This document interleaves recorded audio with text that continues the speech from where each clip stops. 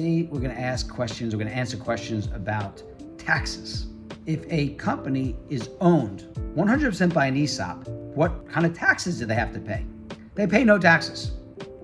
They pay 0 federal taxes and 0 state taxes. So what are the details of how a company pays 0 federal tax and 0 state tax? All right, this is esoteric, but what we have to do is we structure the firm as an S corporation.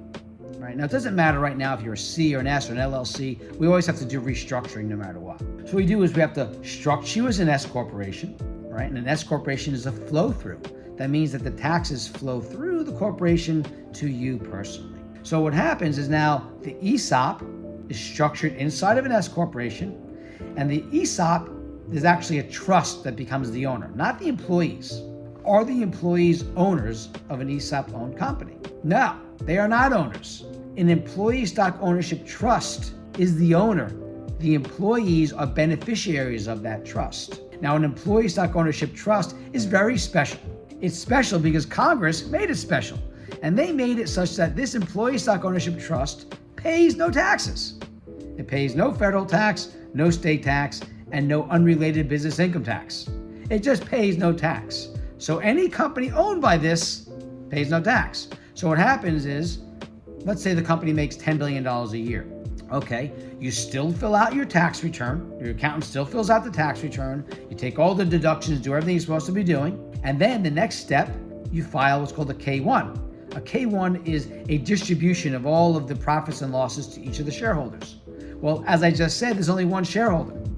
That one shareholder, which is the employee stock ownership trust, gets the K-1. The accountant looks at the K-1, nice, checks it off, files it away, and pays no taxes. And since it is the sole shareholder, the company itself pays absolutely no tax. Do you have to pay capital gains taxes on the sale? No, you don't have to pay capital gains tax on the sale. You can defer those capital gains. And if you structure it correctly, you can defer your capital gains forever. So what are some of the rules? Well, in order to defer your capital gains taxes, you need to be a C corporation. If you're an S corporation right now, don't worry. What we do is we can restructure from an S corporation to a C corporation. So if you're a C corporation, that's one of the rules. You can defer your capital gains tax. The second rule is you need to have held your stock in that company for at least 3 years. The third rule is you need to sell at least 30% of it to your employees, okay? A C corp, at least 3 years, and need to sell at least 30%. If you do all that, then you can defer your capital gains tax. But there's still one more catch. You sell your company, let's just say it's $100 million. The government gives you 12 months to reinvest the sale price, to reinvest that $100 million in another U.S. operating company. What is a U.S. operating company?